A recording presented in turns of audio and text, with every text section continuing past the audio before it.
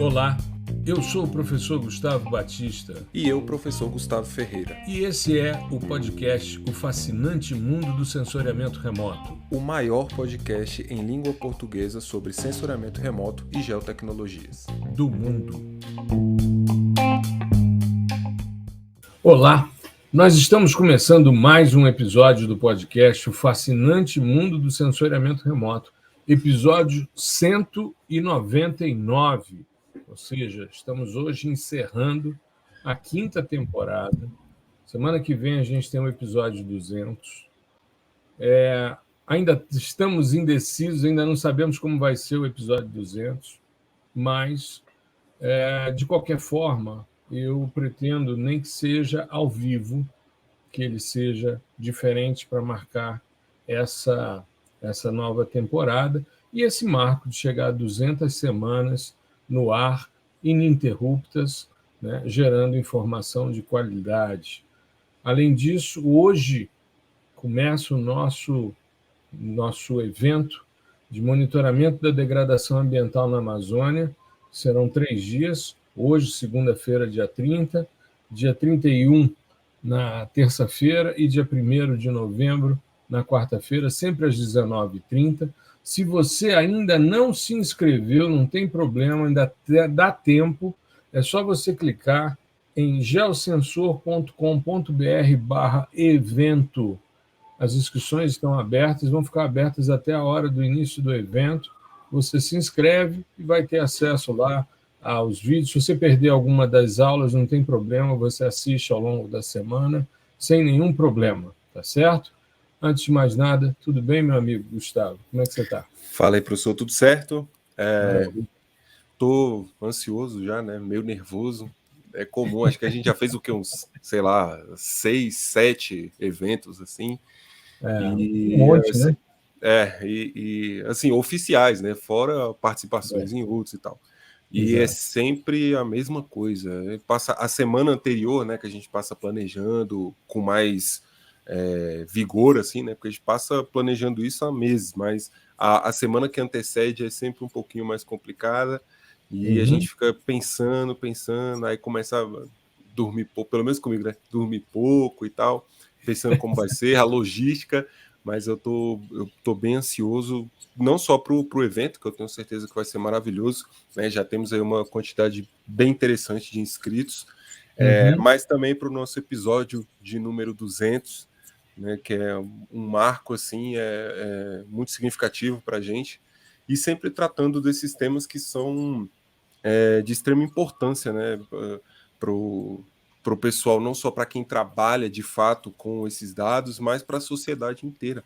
Então, falar um pouquinho hoje também sobre essa questão de perspectivas futuras, né, no monitoramento, né, o que está por vir aí. E isso dá uma esperança, né? Porque o cenário nunca está ao nosso favor, e pelo menos na parte de tecnologia para monitoramento as coisas estão avançando, e isso tende a dar uma ajuda, né? E uma esperança um pouquinho maior para a gente.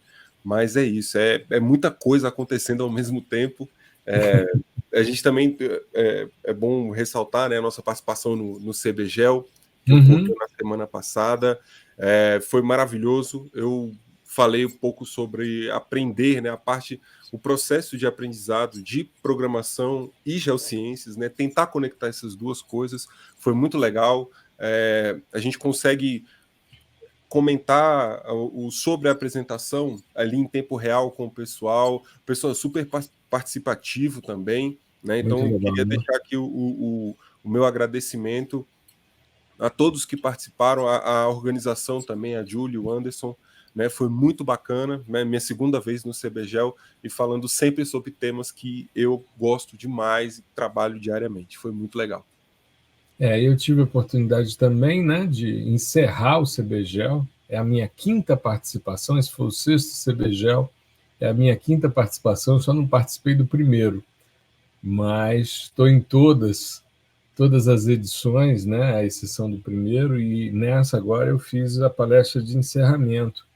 E foi muito legal porque nós tivemos várias temáticas que acabaram se complementando, e eu falei sobre inteligência artificial e geotecnologias, desafios e oportunidades, mas dentro de um aspecto mais filosófico do processo, né? A gente tinha tido uma palestra sobre inteligência artificial para o agronegócio, aliás, para a agricultura de precisão, melhor dizendo. Tivemos também a do João Ataíde, que eu gostei muito de assistir na véspera, ele falando sobre inteligência artificial e geotecnologias. O João, que é nosso aluno, PDI-SL, PDI-PAI. Assim, foi muito legal poder fazer o encerramento dentro de uma perspectiva mais filosófica, mais de discussão ética do processo, de utilizar a inteligência a seu favor, né, dentro de uma perspectiva de avanço.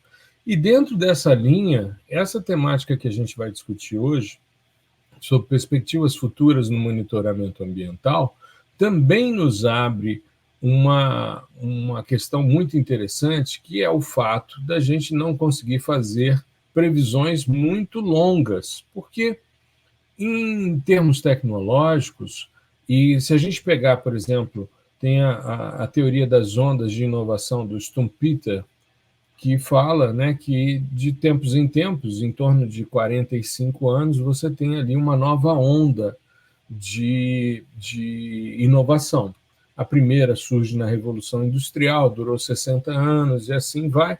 E a atual onda, que é a que a gente está vivendo, a onda da sustentabilidade, ela tende a ser a onda mais curta em termos de inovação, com 25 anos de expectativa. Então, isso vai diminuindo, mas, porém, as intensidades são muito grandes. Também estamos vivendo aí uma terceira geração da web, em que a inteligência artificial é um dos pilares, assim como a internet das coisas, e a gente precisa, então, trabalhar com o que a gente tem de mais concreto, porque se a gente for pensar em termos de perspectivas de processamento, a gente tem visto, e uma das coisas que eu quis desmistificar na minha fala no CBGEL, é que a gente usa inteligência artificial desde os anos 50.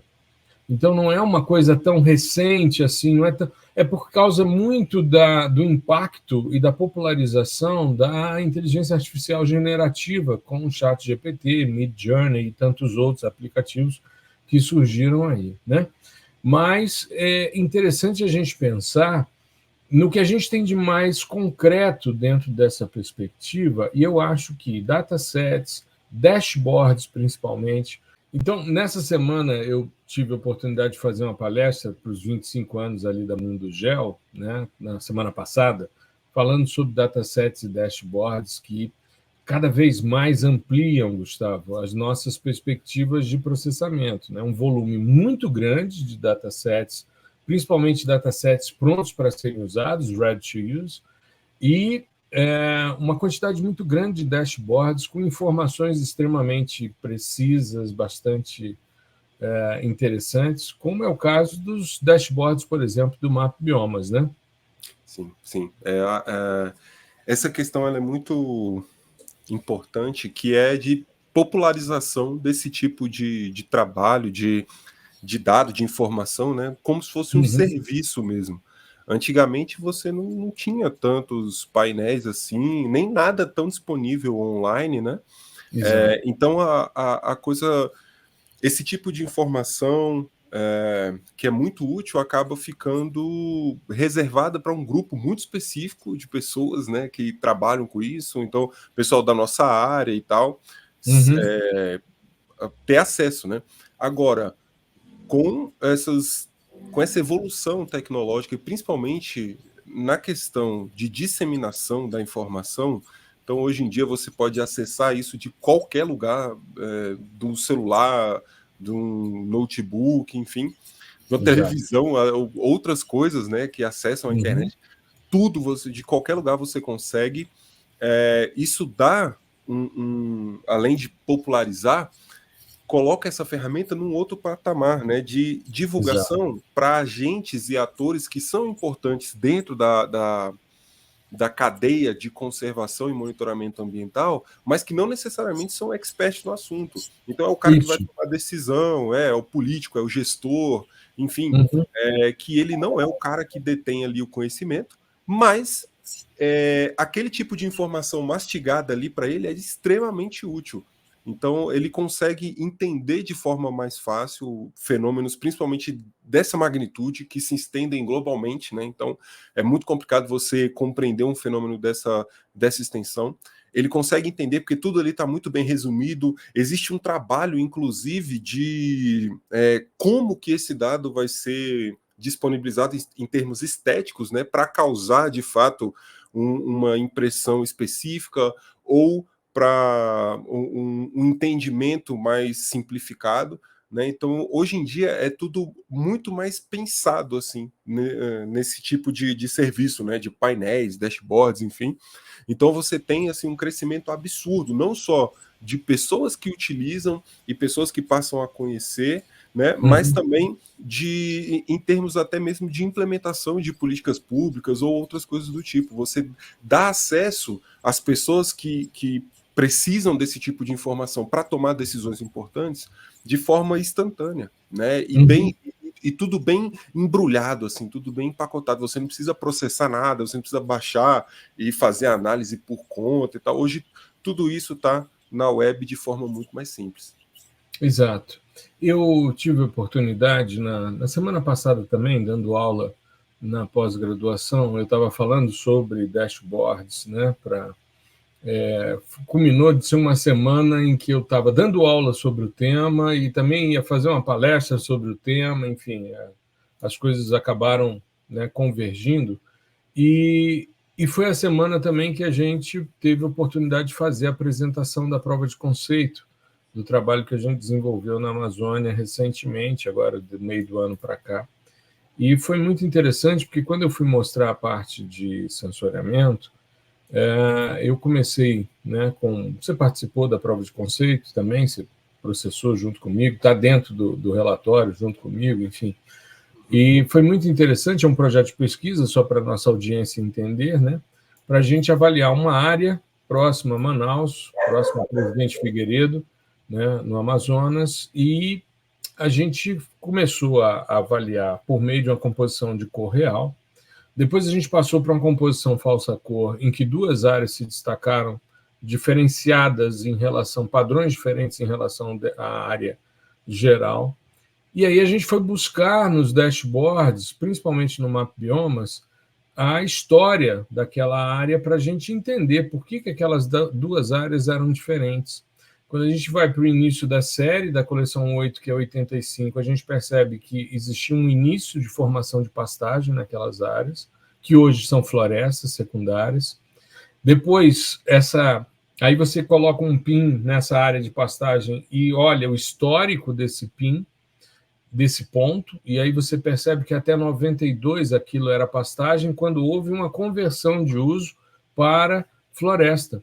E aí você começa a avaliar, e você vai para o dashboard de vegetação secundária, as áreas estão lá mapeadas, aí você quer entender se aquelas áreas passaram por um processo de degradação por fogo, porque a gente tem um problema de degradação florestal quando você tem queimadas recorrentes, ou seja, você tem uma frequência elevada de queimadas, você acaba, de alguma forma, comprometendo a disponibilidade de biodiversidade. E aí a gente foi ver quantos focos de fogo acumulado no período todo para aquela área, e era justamente nas duas áreas que tinham sido pastagem, e ali você tem áreas que foram queimadas uma vez, duas vezes e três vezes, e não mais do que isso. Se você pegar, por exemplo, o Parque Nacional de Brasília, que a gente está estudando também, tem áreas lá que foram queimadas 29 vezes em 37 anos. Então, é uma área bastante preservada em termos de qualidade e é um processo de recomposição.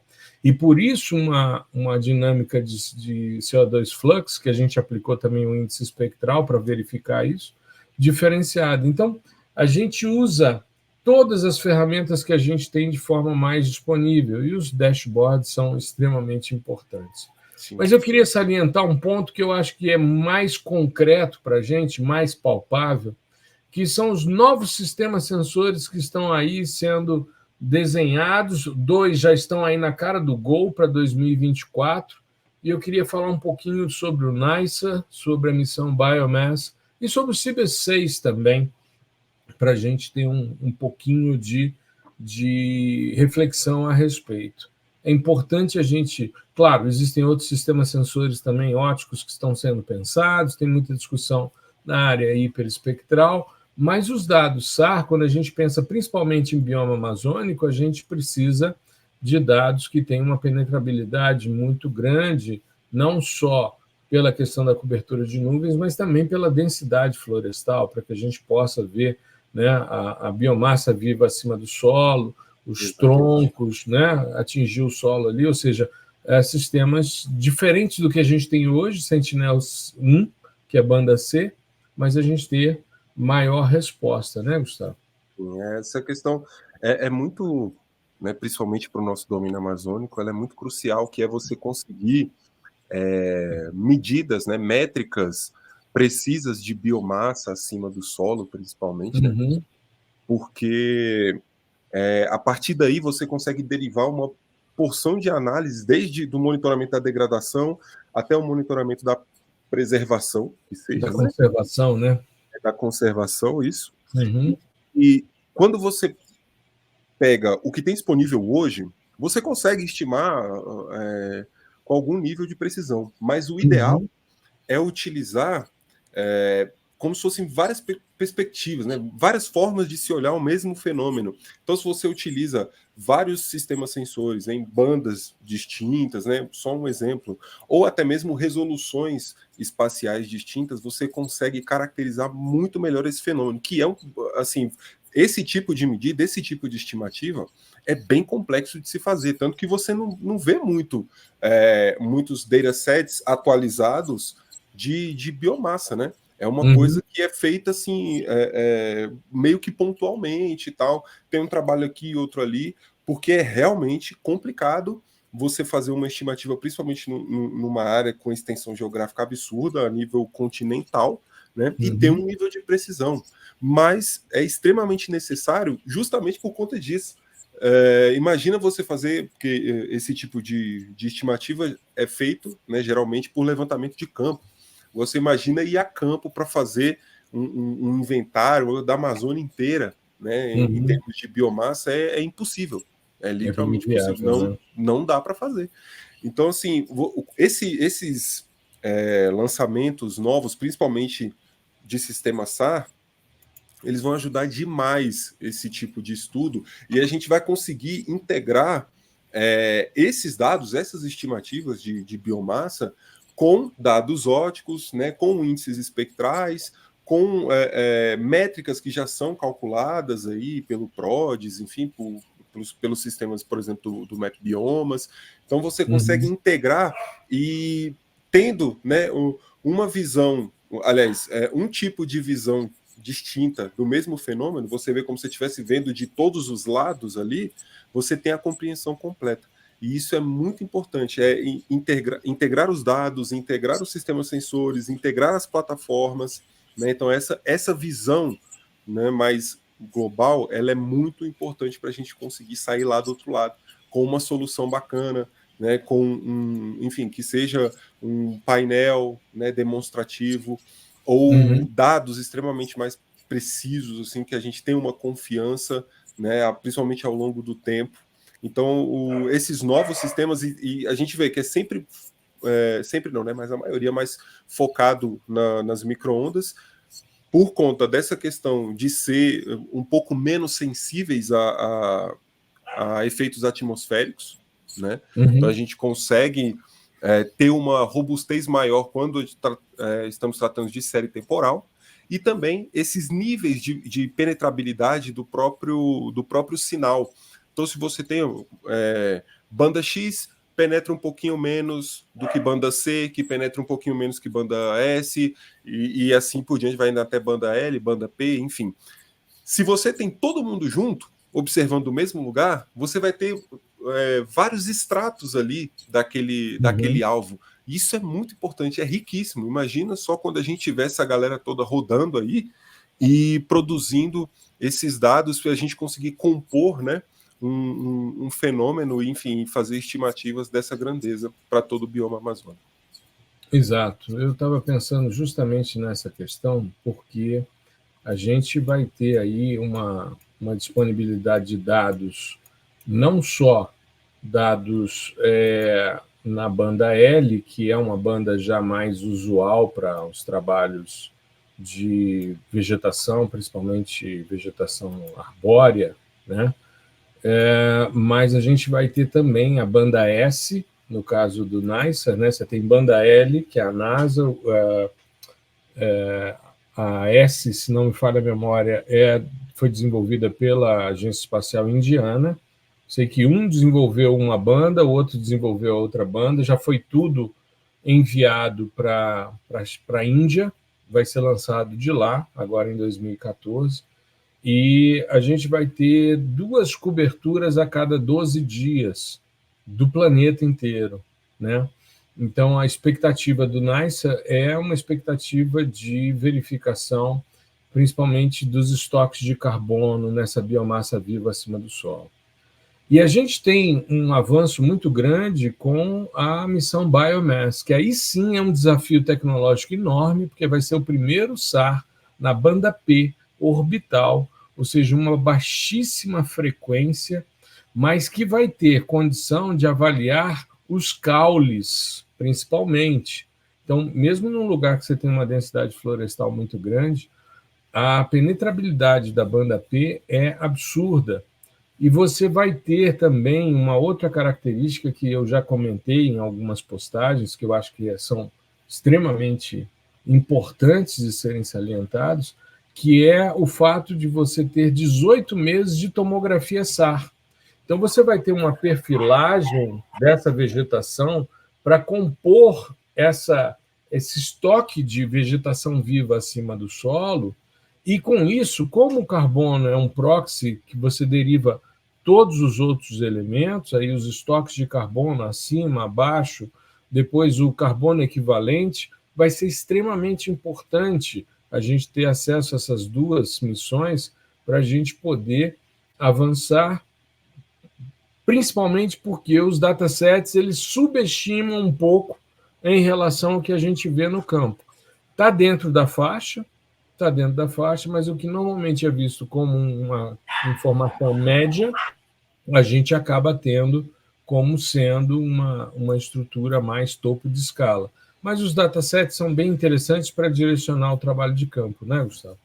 Sim, sim, eu acho que, assim, até mesmo porque são globais, né, a maioria, né, então Uhum. você tem uma abrangência muito grande. Existem outros que já são mais focados, né? Então, recentemente você até mostrou um dataset que era focado para a Amazônia, né? Mais atualizado, Uhum. né? Exato. Do Ometo. Então, assim, você Uhum. tem essas, além dos datasets globais, você tem essas iniciativas também mais locais que ajudam e muito a você fazer essa estimativa. Mas é isso. Quando você pega um pixel, né, relativamente grande ali, de 500, 1 quilômetro, você vai estar, né, subestimando alguma coisa ali dentro, né, ou ir superestimando outra do outro lado. Então, assim, Exato. o legal é você ter um conjunto de sistemas sensores atuando especificamente para isso, para você conseguir tirar esse viés que fica, né, dos outros sistemas que não são dedicados a esse tipo de estudo. Então, porque você tem que ter particularidades, igual você falou,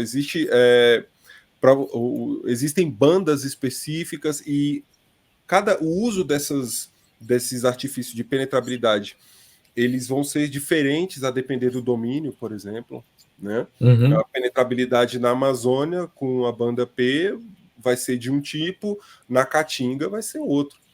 Então a gente Exato. tem que estar ligado nisso, né, para conseguir calibrar as coisas, mas acho que o objetivo é melhorar cada vez mais esse tipo de abordagem que é de biomassa, cálculo de carbono, né? Uhum. Até mesmo por conta desse processo intenso de mudanças climáticas que a gente vem passando aqui. Então, eu Exato. acredito que esses três, né, NISA, Biomass e fugiu da cabeça o outro agora. O Cibers, o O próprio CIB, Cibers. isso, o CIB6, não serão os únicos. Eu acho que nesse meio tempo aí ainda vão ser lançados outros com essa finalidade, porque isso é muito importante para o equilíbrio climático global, né? Isso é muito interessante que a gente está tocando agora no assunto, num tipo de dado que para a gente assim é meio comum, né, e tal, mas ele é muito importante, ele tem uma sensibilidade muito grande, né, e está diretamente ligado com o cotidiano de todo mundo. Então, se você o trabalho que a gente, né, não só nós dois, mas todos os usuários e técnicos, especialistas, enfim, que trabalham com esse tipo de dado espacial, né, agora é um ponto assim onde a gente mais vai precisar, né, da expertise de todo mundo nesse sentido. É muito importante você ter, né, esses dados, mais importante ainda é você saber analisar e explorar eles de maneira correta, né, para entender o que vai acontecer. Então seriam, aqui extrapolando para perspectivas futuras, não só na questão do monitoramento ambiental também, mas saber o que pode acontecer de fato, né, se a gente continua nesse caminho, se a gente faz um desvio para cima ou para baixo, enfim. E tudo isso depende de nós, dos usuários aqui de geotecnologias. Então, olha só a importância que o profissional tem dentro dessa cadeia, né? Então, é muito legal a gente estar vendo essa evolução tecnológica e tal, mas precisamos também de estar sempre atacando a questão de, não de evolução, mas de construção do conhecimento acerca desses tópicos aqui. Né? É muito importante que todo mundo esteja, todos os profissionais aqui da área estejam munidos de conceitos sólidos, né? E bases e fundamentos, enfim, para a gente entender e contribuir, né? De forma mais direta para um futuro mais, vamos dizer assim, mais verde, né? E não esse caos que está acontecendo aí. Exato. É a gente seguir essa nova onda de inovação, que é a sustentabilidade. O Brasil é um país que se destaca, que tem uma vocação de sustentabilidade há muito tempo, a partir da sua matriz energética, enfim. Mas, antes da gente finalizar, eu queria dar alguns spoilers com relação ao Ciber 6. Eu participei de uma banca outro dia, eu não vou entrar muito no detalhe, não, mas o que acontece? Vou dar alguns spoilers aqui. O Cibers deve ser lançado aí em 2028, 2030, né? Foi um acordo assinado agora em abril desse ano, quando o presidente Lula esteve na China, assinou 15 acordos de cooperação, um deles o Ciber 6, que vai ser um SAR. Eles divulgaram isso. E eu participei de uma banca recentemente, e conversando com alguns colegas do INPE, eles dizendo que ainda está na fase de estruturação, mas tudo indica que será um sistema na banda X. E aí a gente fica pensando, bom, vai fazer banda X na Amazônia, banda X sofre, né, é mais suscetível aos efeitos atmosféricos, principalmente quando você tem grandes precipitações. Mas a discussão feita é que justamente você tem imagens de mais alta resolução espacial. Há uma expectativa de que se tenha uma revisita de 7 dias, 2 modos de aquisição, um modo ScanSAR, que teria ali uma menor resolução, e o Strip Map, que seria o modo de resolução de mais alta resolução, vai ter, pelo que tudo indica, imagens aí com células de resolução ou pixels de 3 metros. Então, é um sistema que vai agregar, junto com a Amazônia 1, com o Cibers 4A, e implementar cada vez mais o monitoramento, porque desmatamentos pequenos, da ordem de 3 metros de resolução espacial, poderão ser identificados, não com a mesma precisão e eficiência de uma banda L, de uma banda S, de uma banda P, como a gente falou do NISA e do Biomass, mas a gente vai ter aí muita coisa legal para ser estudada e para ser monitorada, certo? Queria aproveitar, já que a gente está encerrando aqui o nosso episódio, a nossa temporada e a nossa minissérie aqui de monitoramento de degradação, agradecer a todos que nos ouviram essas semanas todas em que nós falamos sobre essas questões de monitoramento. Lembrar, né, que na semana que vem a gente vai fazer o episódio 200, Nessa semana, hoje começa o nosso evento, Monitoramento da Degradação Ambiental na Amazônia, e a gente vai, aqui embaixo está passando o link, é geosensor.com.br/evento, e serão 3 dias, sempre às 19h30, né? Eu e o professor Gustavo Ferreira. No primeiro dia vamos falar um pouquinho sobre teoria de degradação, sobre dados óticos, sobre dados SAR. No segundo dia nós vamos fazer processamento tanto com dados óticos como com interface gráfica e programação em Python para dados óticos, e no terceiro dia a gente vai fazer uma análise usando dados SAR, usando interface gráfica. Serão 6 horas, eu tenho certeza que será mais do que 6 horas, como normalmente sempre é, mas os certificados são sempre ajustados depois pela quantidade de horas que a gente fica no ar com vocês. Eu chuto 8. Se eu fosse apostar, já foi 9, é verdade. Mas se eu fosse apostar, eu colocaria 8. 2 horinhas a mais. 2 horinhas a mais está dentro do limite de tolerância. Sim, não é não? Maravilha. Então é isso, moçada. A gente aguarda vocês hoje nesse evento. Vai ser muito interessante. Tem novidade aí das nossas formações, que vai ser divulgado ao longo da semana, enfim, e a gente vai conversando sobre isso. E vem coisa nova aí, viu? Em breve aí a gente deve estar divulgando aí, em breve, uma alteração aí no geosensor, que vem com grandes novidades aí. Mas é só spoiler por enquanto, certo? É isso. Um grande abraço a todos, fiquem bem, se cuidem. Gustavão, uma boa semana para você. E a gente se vê mais tarde no nosso evento virtual síncrono, né? Vamos estar lá ao vivo, eu e você, com toda a moçada que se inscreveu, e ainda está aberta a inscrição, geosensor.com.br/evento. É isso. Aguardo todo mundo lá e até a próxima. Tchau, tchau.